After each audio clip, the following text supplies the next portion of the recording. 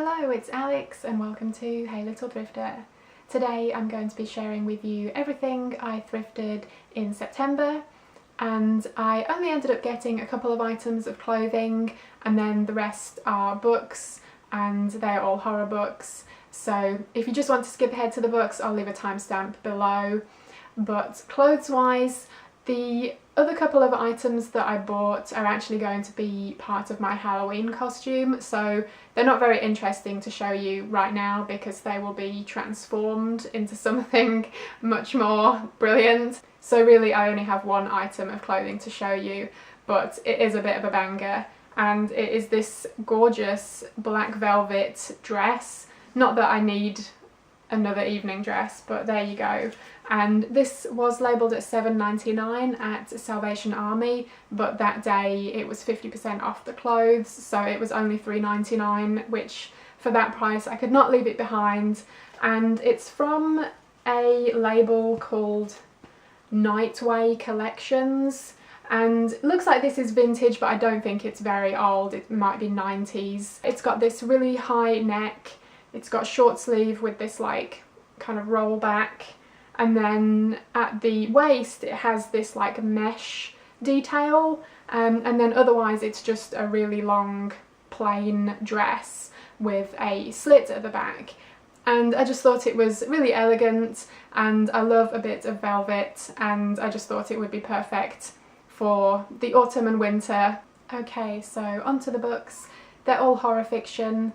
And first up is one I picked up at a library book sale. It is The Girl with All the Gifts by M.R. Carey, and I've seen the film adaptation of this and really liked it. This is about a bunch of zombie children who are currently being detained at an army barracks, and the children are kept in cells, but they also come out each day for lessons. So yeah, I've heard really good things about the book and I saw it for $1, so I figured I would grab it.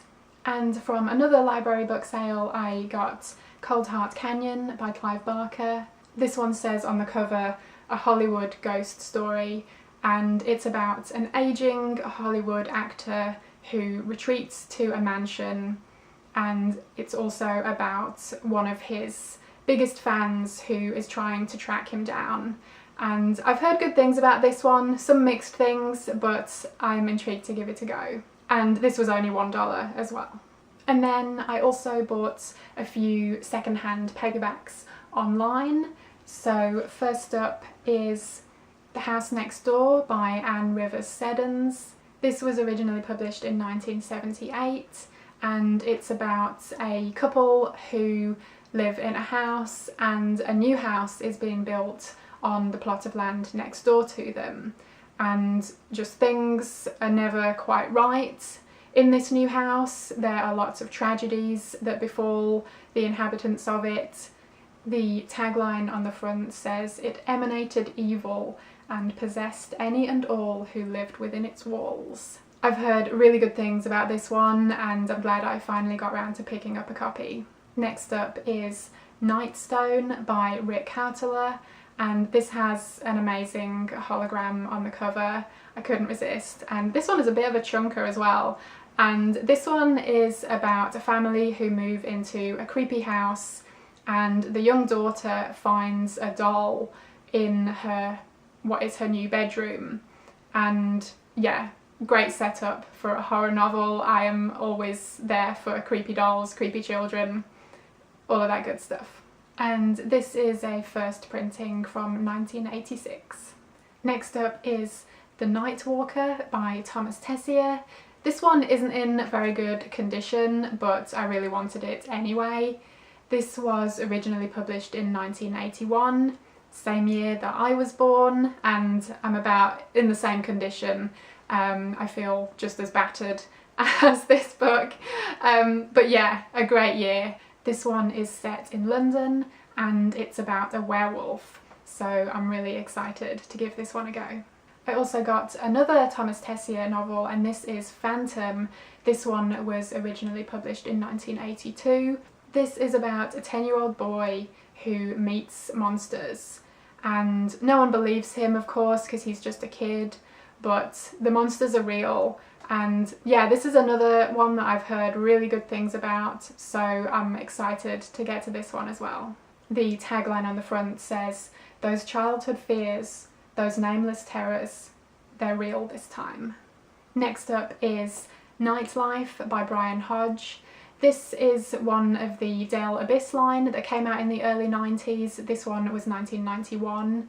And I recently posted a review video about another book in this line, The Cipher by Kathy Koja, which I absolutely loved. I cannot recommend it highly enough.